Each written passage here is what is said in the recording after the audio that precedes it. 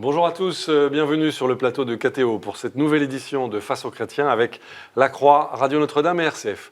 Notre invité aujourd'hui est Jean-Christophe Cambadélis, premier secrétaire du Parti socialiste. Bonjour. Bonjour. Merci d'avoir accepté notre invitation. Vous êtes donc le premier secrétaire du Parti socialiste. Nous sommes entre les deux tours de la primaire de la droite et du centre. Vous l'avez vu comme nous, la droite a été revigorée par la qualité du déroulement de sa primaire, mais elle est aussi tendue par son issue finale. Du côté gauche, eh bien, la gauche semble aujourd'hui incertaine sur sa qualification pour le second tour de la présidentielle. Elle est incertaine aussi sur les déclarations de candidature de François Hollande, peut-être de Manuel Valls. Nous avons donc beaucoup de questions à vous poser, Jean-Christophe Cambadélis. Vous serez interrogé dans cette édition de Face aux chrétiens par Corinne Laurent pour La Croix, Bonjour. par Louis Dauphren pour Radio Notre-Dame et Bonjour. par Romain Mazenot pour RCF. Bonjour. C'est Corinne Laurent de La Croix qui vous pose la première question. S'il est désigné dimanche, est-ce que François Fillon est le meilleur candidat pour la gauche à la présidentielle ? Jean-Christophe Cambadélis. S'il est désigné dimanche, c'est le meilleur candidat pour la droite, puisqu'il aura été désigné. C'est un candidat très identifié, très identifiable. Je reprendrai ce mot, si vous me permettez, de Patrick Buisson aujourd'hui. C'est la révolution conservatrice. Elle est claire, elle est nette. C'est un candidat que moi j'appelle ultra conservateur, ultra libéral. On ne peut pas dire que l'offre soit floue. Est-ce que vous regrettez Nicolas Sarkozy ? Non, moi je regrette personne. J'avais dit avant ce premier tour que Alain Juppé était friable parce qu'il n'était pas au centre de la demande d'identité de la droite et qu'il était trop libéral par ailleurs. Et on voit bien que dans le deuxième tour, il essaye de l'être moins. Et que Nicolas Sarkozy, pour des raisons complexes dans son rapport à l'opinion, était très rejeté. Donc pour moi, ces deux candidats qui faisaient la course en tête étaient des candidats qui ne permettaient pas à l'ensemble de la droite de se retrouver. J'ai toujours pensé que la primaire de la droite réglait le problème du casting, mais ne réglait pas le problème de la stratégie. Or, on voit bien là, la stratégie est claire, là. Oui, c'est une stratégie droitière, voilà. mais qui découvre le centre. Alors, on va en reparler, ça ouvre beaucoup d'espace, effectivement. Voilà, ça ouvre beaucoup d'espace. C'est une droite qui assume, qui veut une droite bien à droite, qui assume ses convictions, ses conceptions pour la France. Je pense que cette droite-là est majoritaire dans la droite, mais est-ce qu'elle est majoritaire dans la France ? Ce sera tout le sujet de la présidentielle. Romain Mazenot, RCF. Est-ce que sur le plan économique, avec un Fillon très libéral, un Macron, disons, social-libéral, est-ce qu'il y a encore la place pour un autre candidat libéral-social, social-libéral comme François Hollande ? Est-ce que le créneau n'est pas un peu embouteillé ? Jean-Christophe Cambadélis. Non, parce que la position de François Fillon, c'est le libéralisme à la hache. Ordonnance, dans les 3 mois, dans les 3 mois, tout doit être réglé. J'attire l'attention que si, malheureusement pour nous, il était président de la République, ça ne serait pas aussi simple que cela, parce que notre pays n'est pas libéral. Vous voulez dire ensuite, la France de gauche va descendre dans la rue ? Comme elle l'a fait contre la loi El Khomri. C'est évident, je veux dire, vous avez la CGT des fonctionnaires qui découvre le projet de François Fillon et qui fait des bons déjà, ainsi que les autres confédérations. 500 000, indépendamment du fait que pour moi c'est pas réalisable, fonctionnaires en moins, c'est une agression bille en tête contre notre modèle social. Bon, voilà, donc, mais ça, c'est les Français qui diront s'ils sont d'accord ou pas avec cela. Et je pense que une fois que la droite aura défini son candidat, la gauche va définir le sien. Et ça va être une offre politique en fonction aussi de ce que aura défini la droite. Et je pense, pour répondre à votre question, que l'anticipation ou l'intuition de Macron de se situer entre les deux blocs va se trouver singulièrement réduit, surtout si en plus il y a François Bayrou. Rassembler les Français des deux rives, ça n'a pas de sens pour vous ? Dans une présidentielle, je ne crois pas, vu notre système, beaucoup l'ont tenté, de Pompidou à nos jours, quand vous avez un scrutin majoritaire à 2 tours, vous n'avez pas de proportionnel. Donc c'est très très difficile de faire une alliance. Il faut être au deuxième tour et pouvoir gagner l'élection. Donc ça conduit à la séparation plutôt que... Au clivage. Ça conduit au clivage plutôt que... Fort. qu'au consensus. Louis Dauphren, Radio Notre-Dame. À l'heure où nous parlons, François Fillon n'est pas encore désigné. Est-ce que vous estimez que c'est le meilleur candidat pour faire face à Marine Le Pen? Il y a 600 000 électeurs, semble-t-il, venus de la gauche qui se sont prononcés, sans doute pour évincer Nicolas Sarkozy. Est-ce qu'aujourd'hui, vous vous dites, finalement, François Fillon est le mieux placé contre Marine Le Pen, même si je me sentirais éventuellement plus proche d'Alain Juppé? Si j'étais un électeur de gauche aujourd'hui, qu'est-ce que vous lui diriez avant dimanche? D'abord, de se concentrer sur la gauche avant de réfléchir à ce qu'il fera par rapport à la droite.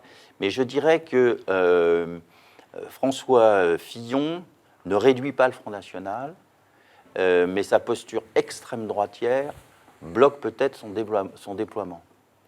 Au fond, il est sur une position que j'appellerais valeurs actuelles plutôt que le Figaro. On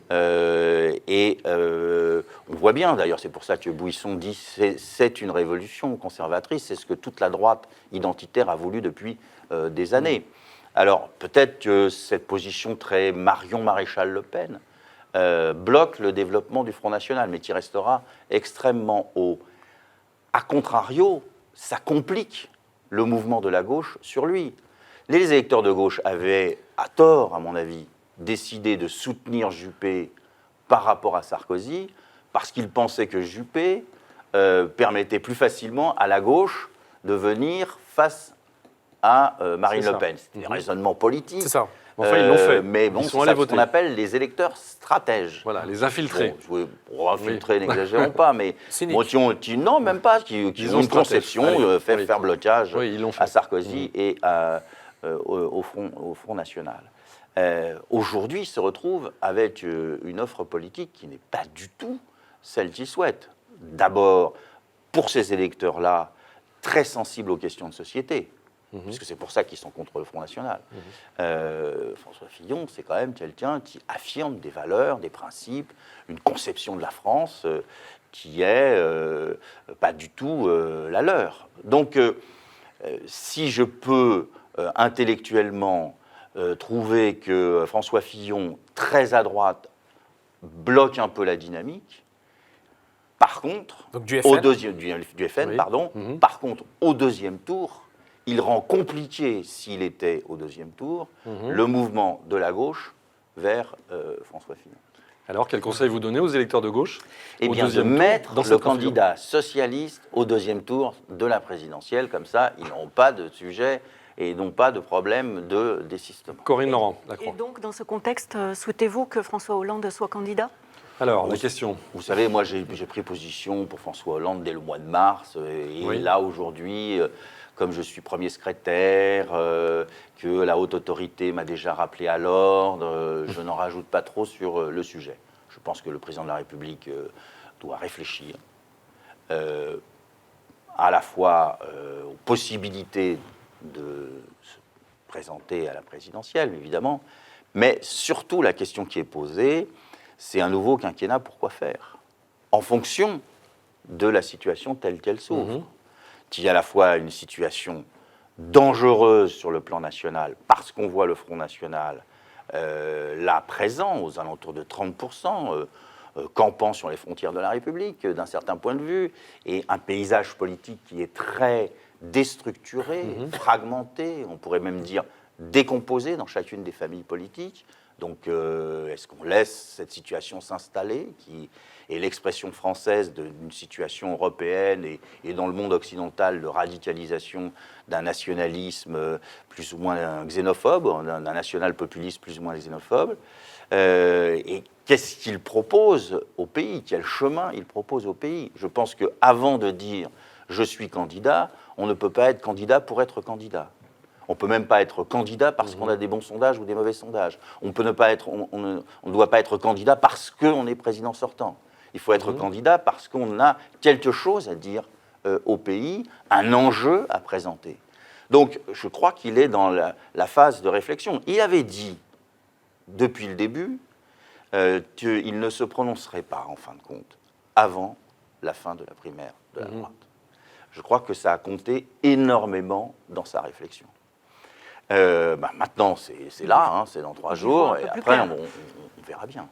Romain Masneau, RCF. Vous allez avoir moins de 2 mois de campagne pour la primaire de gauche, là où la droite a eu des mois et des mois, voire des années. Est-ce que ce n'est pas un peu court pour présenter les candidats des uns et des autres, les programmes des uns et des autres? Et au niveau de l'organisation, où est-ce que vous en êtes de cette primaire? Alors, au niveau de l'organisation, je tiens à Jean-Christophe rassurer Cambadélis. tout le monde. Nous aurons aux alentours de 8000 bureaux de vote. Donc, Il ne s'agit moins pas que de la faire... droite, c'est moins que la droite, évidemment. Moins Il- qu'en 2011 aussi. Moins qu'en 2011, mais Oui. on a fait tous le constat unanime dans la commission qui organise, avec la présence de toutes les sensibilités et sous-sensibilités de ceux qui participent aux primaires, et croyez-moi, ils sont très nombreux. Trop nombreux? Oui, trop nombreux. Oui.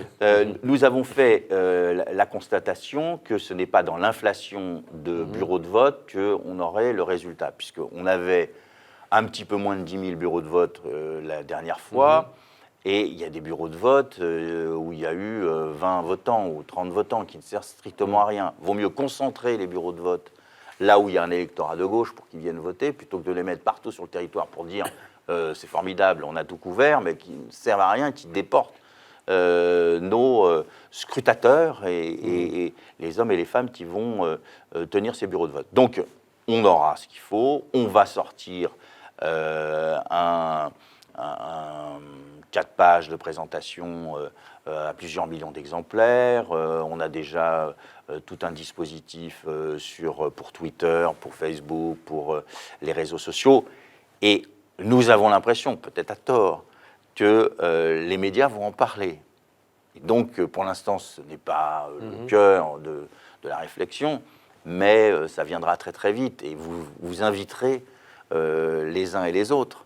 Les médias inviteront les Corinne candidats. Laurent, Lacroix. Et si les candidats, François Hollande est président sortant, c'est inédit sous la Ve République, un président qui se présenterait à une primaire. Et qui va débattre publiquement avec ses comment adversaires, avec ses anciens ministres. Comment comptez-vous tenir Jean-Christophe compte Cambadélis. de son statut? Est-ce qu'il y aura des Moi, débats télévisés, par exemple? Si vous me permettez, aujourd'hui, je voudrais d'abord lancer un appel à Emmanuel Macron et Jean-Luc Mélenchon pour qu'ils participent à la primaire.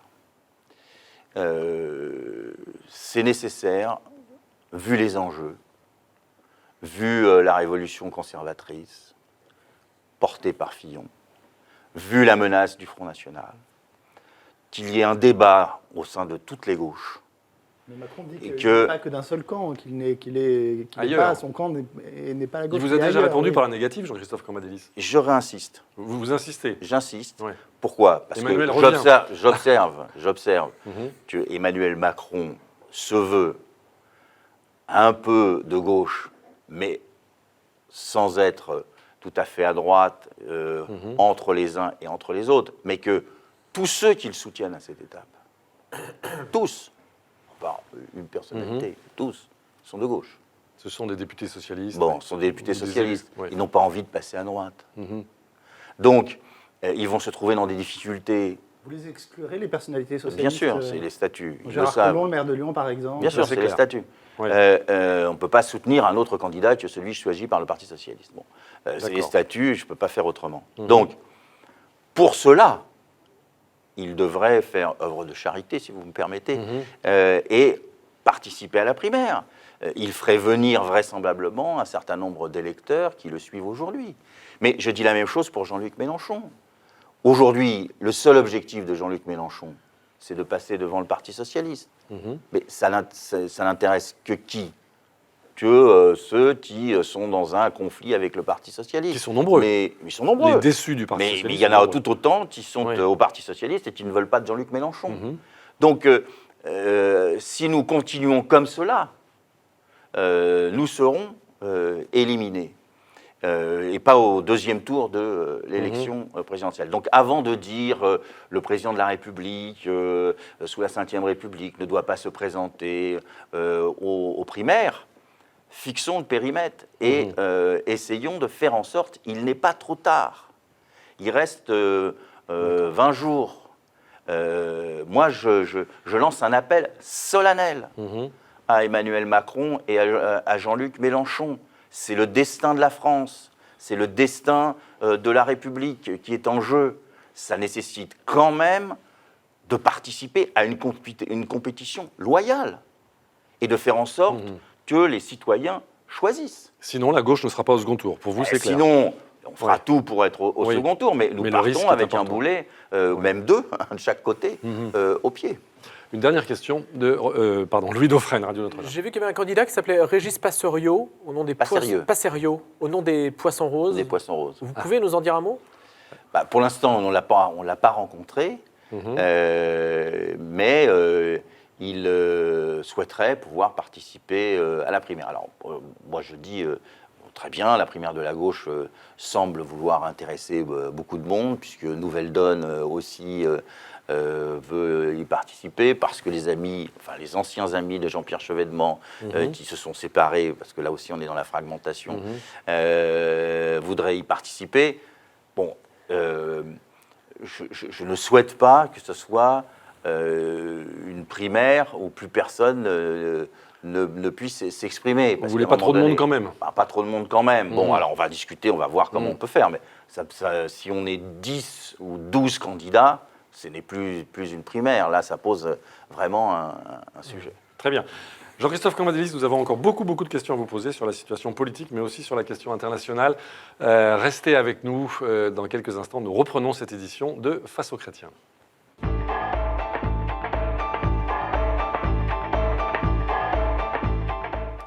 Retour sur le plateau de KTO pour cette édition de Face aux chrétiens avec La Croix, Radio Notre-Dame et RCF. Notre invité Jean-Christophe Cambadélis, premier secrétaire du Parti socialiste, qui est interrogé par Corinne Laurent pour La Croix, par Louis Dauphren pour Radio Notre-Dame et par Romain Mazenot pour La Croix. C'est Louis Dauphren qui pose la première question.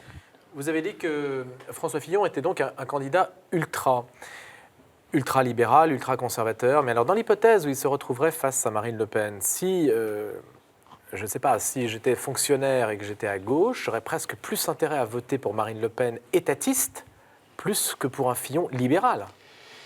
Oui, c'est un risque. C'est pour ça que moi, je suis très inquiet, je dois vous le dire.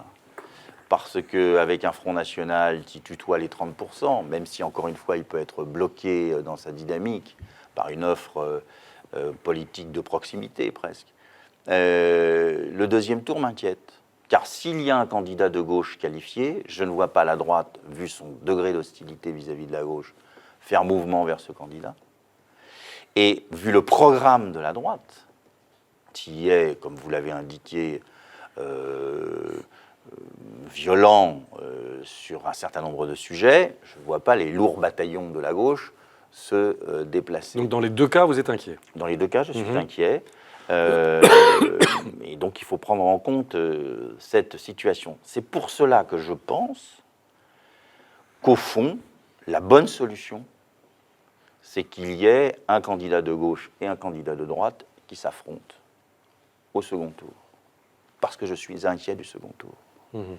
Et je crois que ce n'est pas impossible, c'est difficile, mais c'est pour cela que j'appelle au rassemblement. Parce que là, évidemment, le Front National serait en troisième position et en situation difficile. Mais est-ce que vous ne récoltez pas les dividendes d'un parti socialiste qui a fait le choix, dès les années 80, d'être finalement libéral, pro-européen, et aujourd'hui, la conséquence, c'est que cette fonction de protection et de demande d'État, finalement, c'est le Front National qui l'incarne aujourd'hui. C'est pas le PS. Alors, on n'a pas fait le choix d'être libéral pro-européen. Nous étions confrontés à des situations économiques et sociales qui nous ont amenés à faire des choix pour permettre de répondre aux difficultés des Français. Je ne crois pas qu'il y ait un congrès du Parti socialiste qui ait voté la nécessité d'être libéral. Bon, voilà, nous voulons défendre un modèle de société, nous devons défendre un modèle social, mais en l'adaptant au temps actuel. Donc, je ne pense pas qu'il y ait une conversion, bon, c'est tout un débat, mais je ne pense pas qu'il y ait une conversion du Parti socialisme au libéralisme.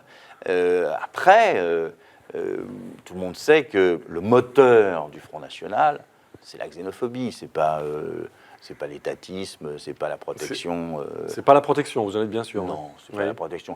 Vous savez, quand on fait du porte-à-porte et qu'on rencontre des électeurs du Front National, ils ne protestent pas, peut-être sur les impôts, Mais pour le reste, sur la politique économique, etc., on n'entend strictement rien. Ce que l'on entend, c'est on est envahi, notre modèle de société est remis en cause, notre civilisation n'est plus là, on n'est plus chez nous. Enfin, à un moment donné, il faut quand même entendre ce qui est dit, c'est-à-dire que ce sont des Français qui estiment que ce qui fait la France, pour eux, est remis en cause. Remis en cause. Voilà, donc c'est ça qui les motive. Corinne Laurent, Lacroix. Sur quel thème le Parti socialiste peut-il essayer de reconquérir des classes populaires qui sont justement, comme vous venez de le décrire, inquiètes par la mondialisation ou la peur des migrants? Jean-Christophe Cambadélis, ce fameux projet que François Hollande devrait porter, que vous avez évoqué tout à l'heure? Alors, d'abord, le Parti socialiste va en porter un, puisque nous allons faire notre dernier cahier de la présidentielle. Nous avons traité tous les sujets, c'est passé un peu inaperçu, je le confesse. Mais nous avons traité toutes les questions et essayé d'éclairer l'avenir, c'est-à-dire de répondre à cette question, un quinquennat, pourquoi faire? Je pense qu'il y a deux volets dans ce que nous devons déployer aujourd'hui. Premièrement, indiquer aux Français les enjeux politiques et les enjeux économiques, et puis ouvrir le chemin d'une France nouvelle.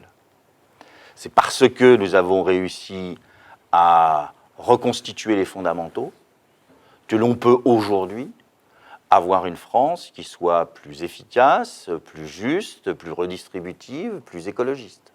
Vous avez remis les fondamentaux en place avec le chômage. Franchement, le bilan n'est pas très reluisant.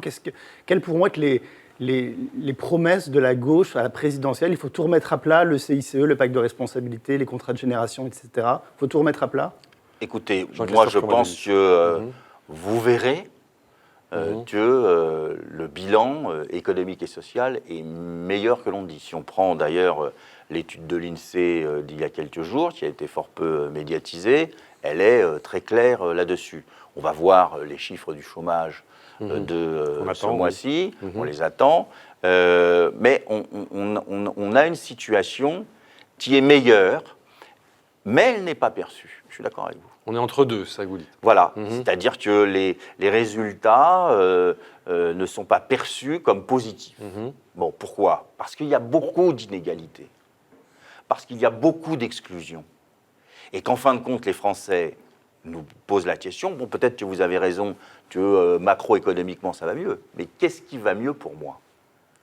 Or, le prochain quinquennat, c'est de dire qu'est-ce qui ira mieux pour vous, et en concentrant à la fois sur les couches moyennes, les impôts, tout ça, bon, évidemment, mais aussi sur ceux qui sont passés par-dessus bord.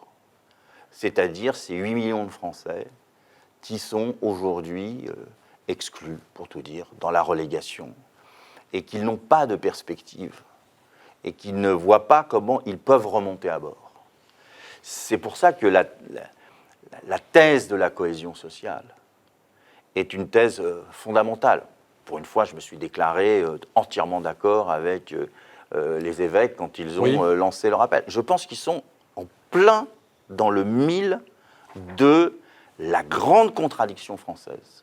C'est-à-dire qu'à un pôle, la richesse est considérable et qu'il y a des gens qui réussissent très bien, beaucoup mieux que l'on pourrait le croire, et qui ont leur place en Europe et dans le monde, avec des réussites phénoménales et beaucoup d'argent. Il y a une couche moyenne supérieure qui aussi est en situation positive, on va dire, même s'il râle sur les impôts, bon, évidemment. Une couche moyenne qui est dans la peur de la précarisation, et des précaires qui n'arrivent pas à revenir sur le bateau France. Et donc, si on ne répond pas à cette question dans le quinquennat à venir, je pense qu'au final, l'extrême droite s'imposera.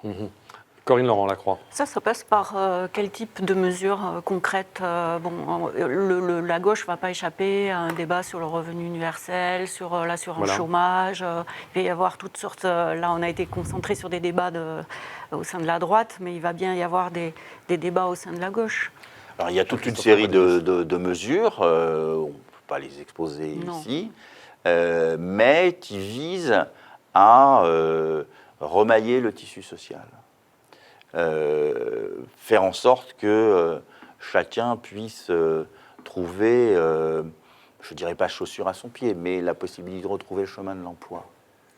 Le débat sur le revenu universel nous occupe au Bureau national du Parti socialiste depuis des mois. Et il y a autant de positions que de socialistes, c'est peu dire. L'issue n'est pas certaine. L'issue n'est pas certaine, mais avant Oui. de trouver la formule qui permet d'unifier tout le monde, intéressons-nous aux minima sociaux. Et il n'est pas question pour nous de les baisser, ce qui est le cas pour nos adversaires. Il n'est pas question pour nous de les recomposer en faisant en sorte que on demande patte blanche à ceux qui en ont la demande ou qui l'utilisent. Qu'est-ce que vous faites comme travail? Est-ce que vous avez fait suffisamment de démarches? Il n'y a pas de fraude, etc. Il y en a, mais beaucoup moins que l'on le dit. Et ce sont des cas, vous le savez tous, on le sait tous, qui sont des cas désespérés. Bon. Donc là, c'est un choix de société. Est-ce qu'il faut dire débarrassons-nous de cela et c'est les laisser pour compte d'un système économique et d'une mondialisation et on n'y peut rien? Bon, voilà. Coluche et les Restos du Cœur ont de bons jours devant eux. Bon, ben, on fera des exonérations pour permettre à ces derniers de manger. Ou est-ce qu'on est quand même dans une société inclusive? C'est un vrai débat de société. Ça, le choix n'est pas fait. Louis Dauphren, Radio Notre-Dame. Le raisonnement qui consiste à dire, qui est plutôt évidemment à droite, qui consiste à dire qu'il y a une pression fiscale telle en France que ça fait fuir les gens qui peuvent embaucher. Ça, c'est quelque chose que vous estimez, c'est un argument bidon, c'est pas vrai? Non, je pense qu'il y a des gens qui fuient, mais pour ne pas payer d'impôts, mais ils continuent à avoir leurs entreprises en France. J'en connais. Et ils embauchent. Parce qu'ils ont profité du CICE, du pacte de responsabilité, etc. Donc là, le problème qui va se trouver posé à un moment donné ou à un autre, c'est que nous, la collectivité, les Français, font un effort pour leur permettre d'avoir de la compétitivité ou d'investir dans leur entreprise. Bon. Et eux ne font pas d'efforts parce qu'ils trouvent que la pression fiscale sur ce qu'ils gagnent, et généralement ils gagnent bien leur vie, il ne s'agit pas de faire passer des chefs d'entreprise sous le SMIC. Donc ils estiment qu'ils doivent s'expatrier, aller autre part pour payer moins d'impôts. Cette attitude entre l'impôt des Français pour aider les entreprises et les entrepreneurs qui veulent échapper à l'impôt ne va pas être longtemps. On aurait dû imposer plus de contreparties au CICE? Moi, j'étais partisan de plus de contreparties, j'étais un partisan du ciblage, mais on a vu que le Conseil constitutionnel ne nous permettait pas de le faire. C'est la grande difficulté.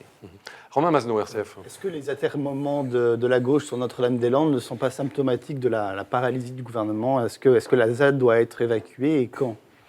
À partir du moment où il y a eu un référendum, une élection partielle d'ailleurs, qui a donné la victoire d'un socialiste, et où tous les partis politiques sont d'accord, que tous les recours administratifs ont été faits, et qu'il y a maintenant à la fois un accord politique, un accord démocratique et un accord, j'allais dire, judiciaire, pour que ceci soit fait, ça doit être fait. Et Ségolène Royal, elle semble pas tout à fait sur cette ligne. Non, mais Ségolène Royal dit juste raison, et il faut avoir ça en tête, parce que je vois bien qu'on nous pousse là en disant alors il faut appliquer, et si vous êtes vraiment un gouvernement qui respecte la loi, mettez les forces de l'ordre là-bas. Mais on sait qu'il va y avoir de la violence, qu'il y a des gens qui veulent la violence. Il y a des gens qui veulent la violence. Il y a des gens qui veulent la violence. Donc il faut prendre cela en compte. Et il ne me semblait pas anormal que le ministre de l'Intérieur souhaite d'abord régler la question de la jungle de Calais, qu'il a fait d'une manière extraordinairement efficace, sans problème, sans débordement. On lui disait que c'était impossible. Ça s'est fait. L'accueil, finalement, malgré les protestations d'une partie de la droite et du Front National, ça se fait aussi d'une manière pour le moins acceptable. Donc il avait ça à gérer et il ne pouvait pas en plus affronter les casseurs de toute l'Europe qui vont se donner rendez-vous pour essayer de reprendre Notre-Dame-des-Landes. Vous parlez comme un ministre de l'Intérieur de droite, Jean-Christophe Cambadélis. Non, ben, on prend en compte ce qui est la réalité. Je crois que là-dessus, les divergences sont minimes. Une dernière question de Corinne Laurent-Lacroix. Sur la question des migrants, la gauche a semblé, tout au long de ces derniers mois et années, manquer ce rendez-vous. Est-ce que... Je vous trouve sévère. Hein. Nous avons lancé... dès le départ, un mouvement avec les maires socialistes qui ont tout de suite décrété l'accueil. Il y a encore là aujourd'hui, derrière François Rebsamen, le maire de Dijon, tout un mouvement qui va dans ce sens. On a fait notre part de travail pour accueillir les réfugiés, une partie des migrants, etc. Ce qui n'a pas été le cas de tout le monde. Mais reste qu'on ne sait pas quoi faire des déboutés du droit d'asile. C'est vrai que c'est un sujet Faut-il majeur. les renvoyer chez eux? Qu'est-ce qu'on fait? Ils ont vocation à retourner dans leur pays, évidemment. Alors, on ne va pas organiser une battue, une chasse à l'homme dans tous les quartiers et dans toutes les bourgades, mais ça se fait. Hein. Ça se fait. Ils sont raccompagnés le plus dignement possible, parfois même avec des soutiens financiers, dans leur pays d'origine. Bien, nous avons encore beaucoup de questions à vous poser, Jean-Christophe Cambadélis, notamment sur les questions internationales qui sont la toile de fond des débats politiques en France en ce moment. Nous allons reprendre cette édition de Face aux chrétiens dans quelques instants. À tout de suite.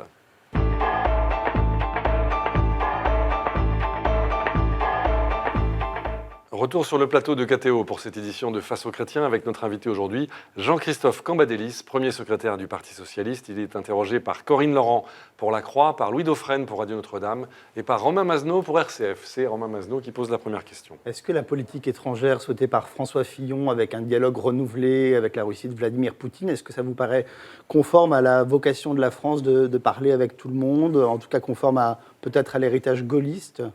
Alors, Jean-Christophe Cambadélis. Parler avec tout le monde, jusque-là, il n'y a pas de sujet. Entre Poutine et Hollande, il y a eu quand même plus que des frictions, quand même. Au moins qu'on peut le dire. Mais je pense que François Fillon est plutôt russophile dans son analyse géopolitique. Et il estime, pour des raisons qui sont au cœur de son propre engagement, que la vocation de la Russie à la défense de l'Occident chrétien, peut-être byzantin, mais chrétien, correspond à sa propre vision des choses.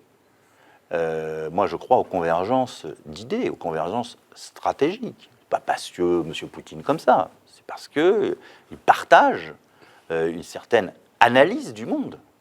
Il partage, quand on lit le livre de François Fillon sur l'islam, on voit bien que c'est un peu ce que l'on entend chez Poutine par rapport aux marges de la Russie et la montée de l'islam. C'est un point de vue que vous ne partagez pas. Non, je partage. Mais là, je dis attention, M. Poutine a été extrêmement laudateur vis-à-vis de François Fillon. Je ne sais pas si c'est un compliment qui le renforce ou qui l'affaiblit. C'est le baiser qui tue. Oui. Mais regardons les choses objectivement.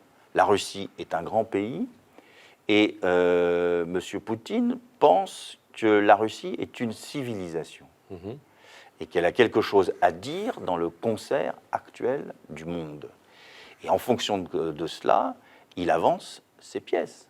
Donc il faut le sanctionner, il faut être attentif. Il faut le sanctionner quand il se met en contravention avec la communauté internationale. Enfin, écoutez, franchement, prendre un pays, prendre une partie d'un pays aujourd'hui, si on ne le sanctionne pas, alors vous aurez le problème dans quelques temps en Chine, vous aurez le problème dans d'autres endroits du monde. Alors pourquoi l'Argentine avec les Malouines? Pourquoi fallait-il les sanctionner? C'est 2 poids 2 mesures. Bon, après, il faut négocier, il faut faire en sorte que les accords de Minsk soient respectés, mais pour cela, il faut une Europe unifiée. Or, quand vous regardez l'Europe aujourd'hui, elle est dans un état politique, économique et diplomatique désastreux. Aujourd'hui, on regarde chaque pays et on voit qu'il est confronté à des fractures, des divisions, des instabilités politiques. Alors évidemment, Poutine, dans cette situation, il avance ses pions, mais il n'avance pas simplement pour des raisons économiques, puisqu'il commerce peu. Il avance pour des raisons géopolitiques et par rapport à une conception qu'il a de l'ensemble du monde. Louis Dauphren, Radio Notre-Dame. Mais entre Poutine et Trump, on a l'impression qu'aujourd'hui l'Europe se retrouve un peu nulle part. Vous avez partement raison. Vous êtes inquiet, Jean-Christophe Cambadélis? Oui, moi c'est un grand sujet.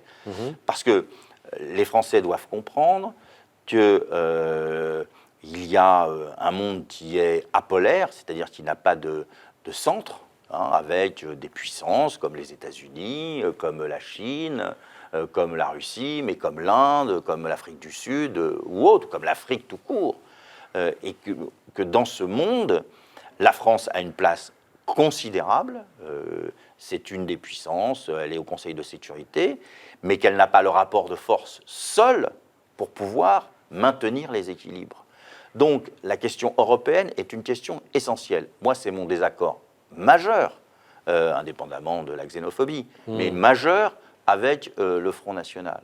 Parce que le Front National nous placerait dans une situation de quitter l'Europe, donc de nous affaiblir et pas de nous renforcer. Aujourd'hui, il faut faire l'Europe. Alors, il ne faut peut-être pas le faire comme c'est fait jusqu'à présent, mais les tensions qui existent sont aujourd'hui des tensions économiques, voire des tensions nationalistes. Je ne voudrais pas reprendre la formule de François Mitterrand, mais à la fin, le nationalisme, c'est la guerre.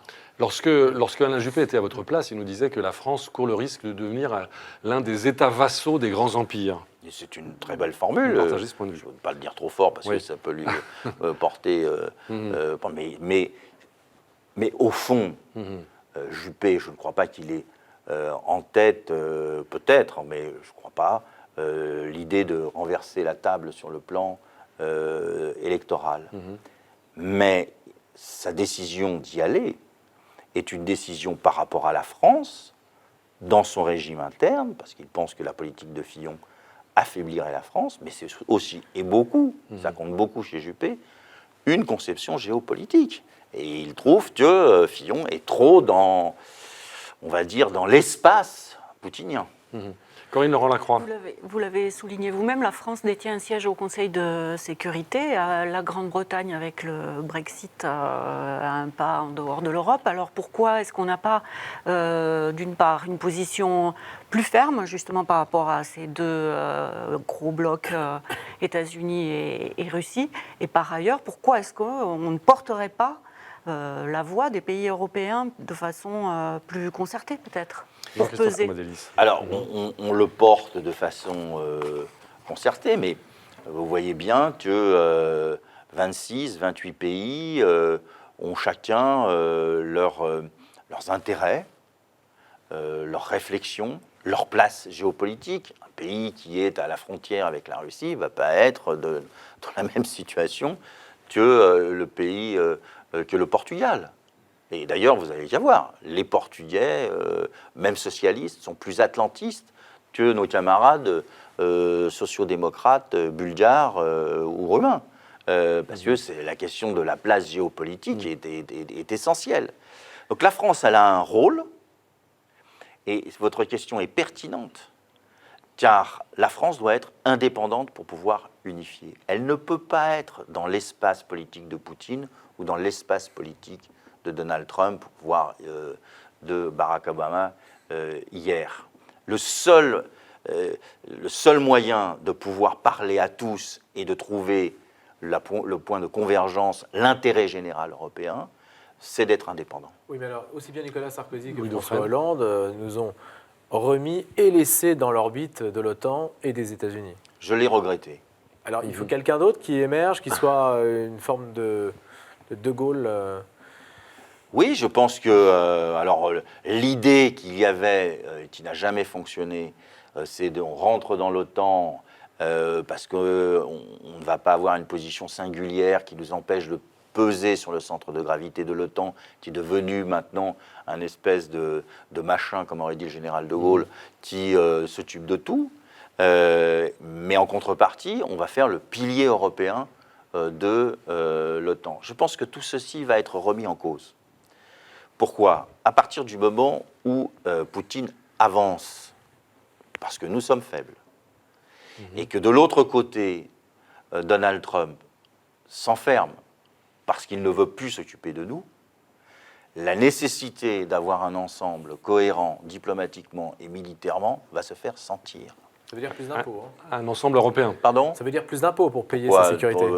Pas obligatoirement. On peut avoir des éléments de redéploiement. Aujourd'hui, le problème, ce n'est pas tant d'augmenter les impôts que d'avoir une coordination européenne plus forte, à impôts égal. Est-ce que la défense européenne, elle ne se conçoit pas aujourd'hui hors de l'Union européenne, finalement, puisque c'est surtout les Britanniques et les Français que la Grande-Bretagne sort de l'Europe ? Tout à fait, vous avez tout à fait raison. J'ai toujours pensé que la France était en avant-garde et que nos partenaires ne prenaient pas en compte l'effort français pour protéger l'ensemble de l'Europe. On devrait pouvoir discuter avec nos partenaires en leur disant, écoutez, la France aujourd'hui, elle est au Mali, elle est en Syrie, elle protège en grande partie ce que est l'intégrité européenne, elle a une dissuasion nucléaire qui est quand même nécessaire pour un certain nombre de pays limitrophes avec la Russie, voire vis-à-vis d'autres. Mais donc, ceci devrait participer au financement. Bah oui, on devrait faire un panier européen, évidemment. On ne peut pas dire à la France, il faut que vous réduisez vos déficits, et puis tous les autres pays ne s'occupent pas de leur défense, et nous payons la défense de l'ensemble des pays européens. Ça, c'est des questions qu'il va falloir poser sur la table. Des questions dont on parle très peu. Corinne Laurent, le mécano géopolitique semble bouger aussi sur la Turquie. Peut-être des sensibilités différentes maintenant. Comment on gère ce partenaire ? D'abord en étant ferme. Je pense que ce qui se passe en Turquie est inadmissible. Et il ne faut pas dire qu'on ne va pas accepter de continuer la discussion avec la Turquie parce que c'est l'islam, mais parce qu'il s'éloigne de la démocratie. Aujourd'hui, c'est un régime... Mais c'est aussi l'expression de ce que l'on voit un peu partout. C'est un régime autoritaire qui s'en prend aux libertés, aux individus, qui s'en prend aux Kurdes, qui a une relation extrêmement complexe avec le conflit irako-syrien et à la guerre civile en Syrie, qui refuse, ce que l'on peut comprendre, mais qui refuse la constitution d'un État kurde entre le Kurdistan turc, syrien, irakien, iranien. Voilà, c'est un peuple qui n'a pas d'État, qui n'est pas centralisé, et ils n'ont pas envie de se voir amputés d'une partie de la Turquie qui viendrait dans une confédération qui affaiblirait la Turquie. Ces questions-là ne sont jamais traitées.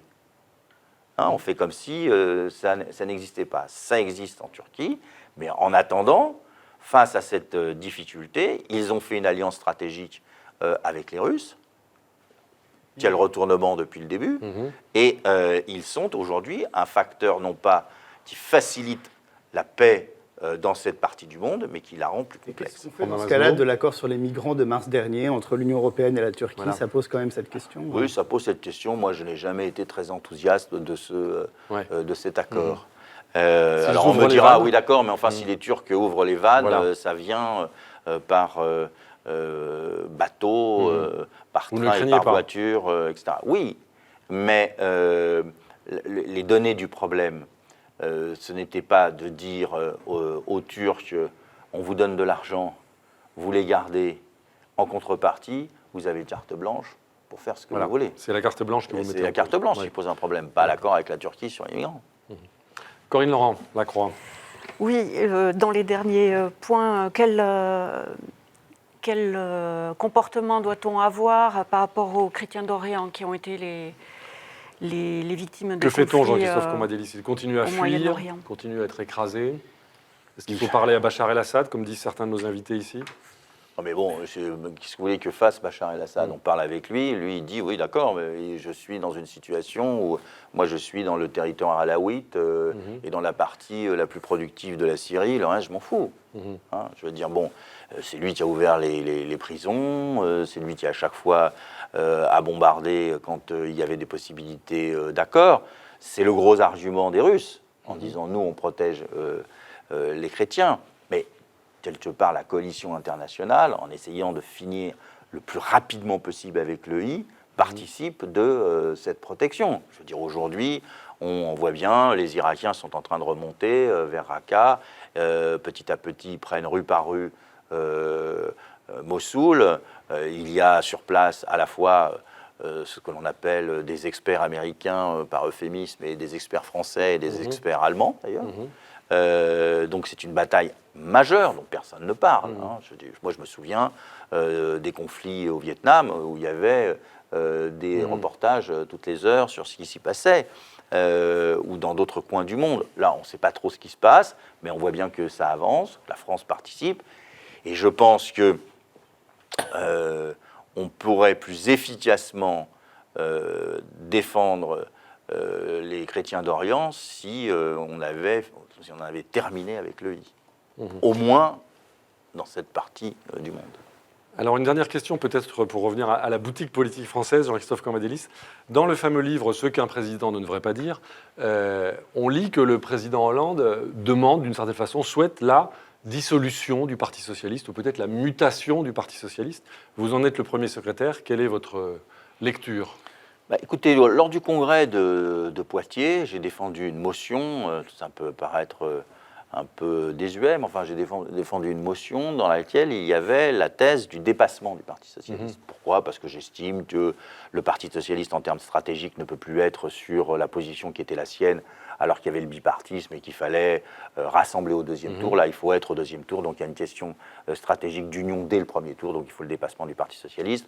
Ensuite, parce que ce qui nous a fondés depuis 1971 n'est plus là. Aujourd'hui, c'est la social-écologie, les positions de la nationalisation sans indemnité ni rachat de 71. Vous parlez d'un temps que les moins de 20 ans ne peuvent pas connaître. Mais bref, il faut tout remettre à plat. Il faut tout remettre à plat. Et puis, il y a la crise du Parti écologiste qui amène les socialistes à s'ouvrir à d'autres. Bon, très bien. Donc, moi, je vais dans ce sens. C'est la stratégie de la belle alliance populaire. Je me réunissais avec des syndicalistes qui s'intéressent à la politique, avec le mouvement associatif qui me semble très intéressant. Donc, autre chose.